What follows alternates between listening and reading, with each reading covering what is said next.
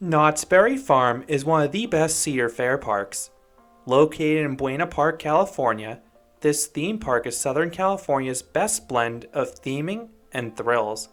You have the wonderful atmosphere of Ghost Town, plus some classic attractions paired with 10 different roller coasters. In this video, I will count down the top 15 rides and attractions at Knott's Berry Farm. Before starting, I want to highlight 3 mazes at Knott's Scary Farm. I didn't think it was appropriate to include them on the main list because they are seasonal attractions that are cycled through every few years, but Paranormal was an amazing house.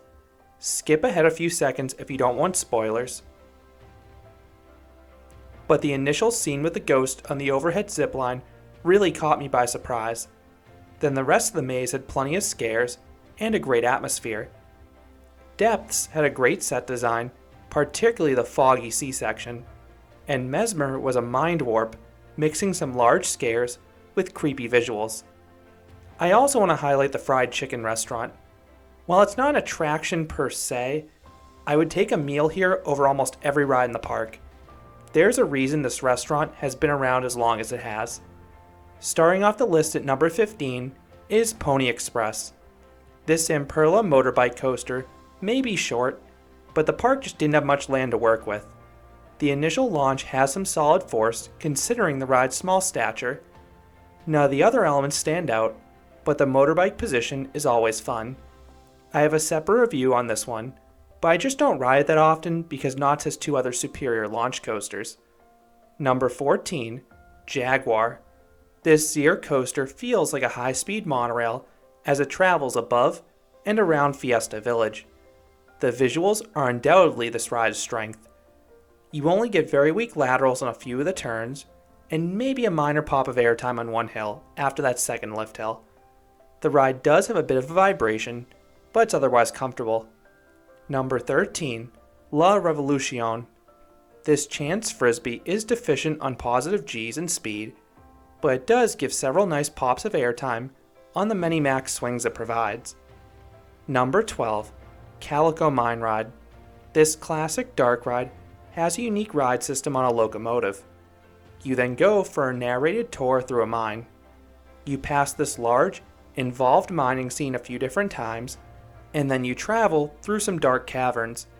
The ride is longer than you may expect, and different than anything else you'll find out there. Number 11, Supreme Scream. This S&S drop tower stands 252 feet, or 77 meters tall, so it offers some great views of both Knott's Berry Farm and the surrounding neighborhood. On a clear day, you can even see Disneyland. The drop offers a quick pop of airtime at the start. You quickly mellow out and have a controlled descent afterwards, but the view and sudden drop make it a worthwhile experience. Number 10, Soul Spin. The park's best flat ride is this Mondial Top Scan. While it has a fairly tame program for this type of ride, the dynamic motion of the top scan still produces a thrilling ride experience. You are lucky to get more than 1 or 2 flips in this one, but you will get plenty of hang time from the near flips and the strong laterals as you're whipped about. The ride does have a painfully short cycle though. Number 9, Montezuma's Revenge.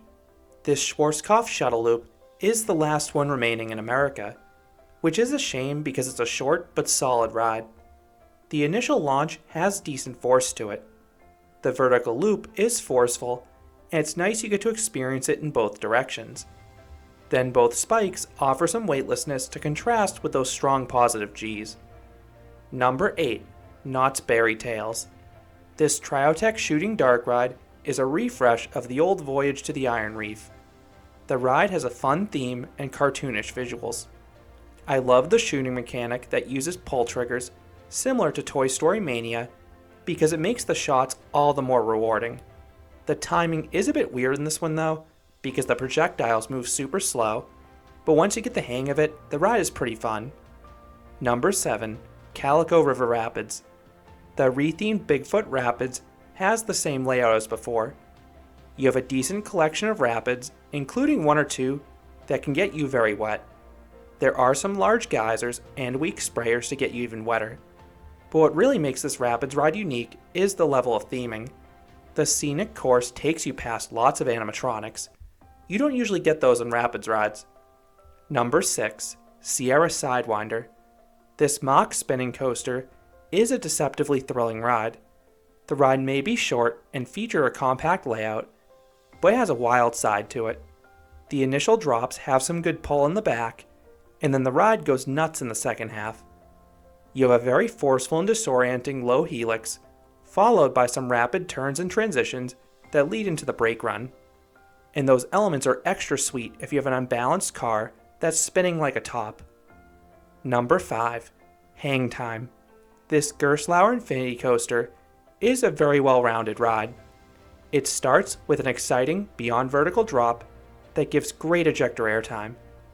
The one-of-a-kind negative G stall loop starts off with some laterals before giving the ride's only bit of hang time, which is a shame given the ride's name.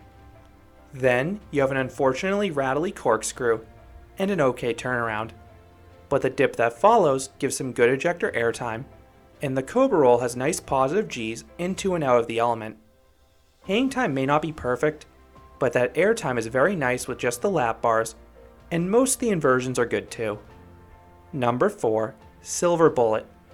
This B&M invert is probably one of the weaker ones, but it still delivers a fun ride. The first drop is a joke, but the inversions are fine. The loop has a little force to it, the 0G roll is floaty, and the final 2 corkscrews have some nice snap to them. But the best part is the super forceful helix over the water at the end of the ride. It comes out of nowhere, and it will send the blood rushing to your feet. And then the ride is glass smooth, and I talk about it more in a separate review. Number 3. Timber Mountain Log Ride. This Arrow creation is one of the world's best log flumes. The ride takes place in and around a mountain, so you have all sorts of visuals to appreciate.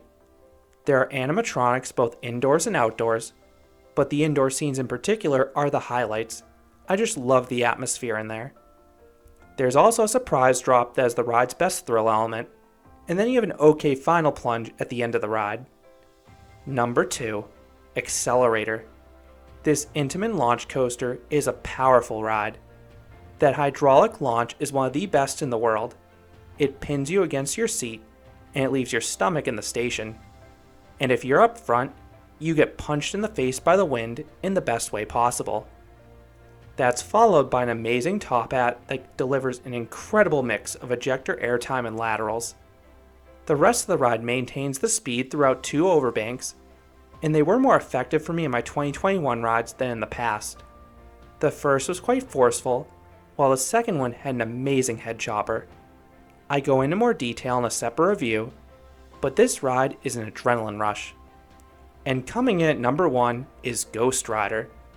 I'm so thankful that Knott's had GCI renovate this coaster in 2016 because it's still running like a dream.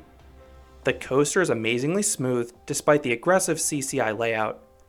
The first half is the larger drops that give good airtime, particularly on the 5th drop if you're in the back cars.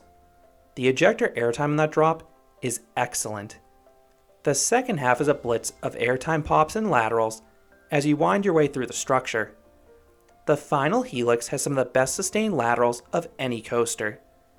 Ghost Rider's sense of speed, pacing, and varied elements make it a standout wood coaster, and I go into more detail in a separate review. So those are the top 15 rides and attractions at Knott's Berry Farm. What is your favorite ride at the Cedar Fair Park? Let me know your thoughts on any of the rides I mentioned, or if you think I missed any rides down in the comments. If you enjoyed this countdown, I'd appreciate it if you gave this video a like, and you considered subscribing, because there'll be a lot more roller coaster and amusement park videos here at Canopy Coaster. Thanks for watching.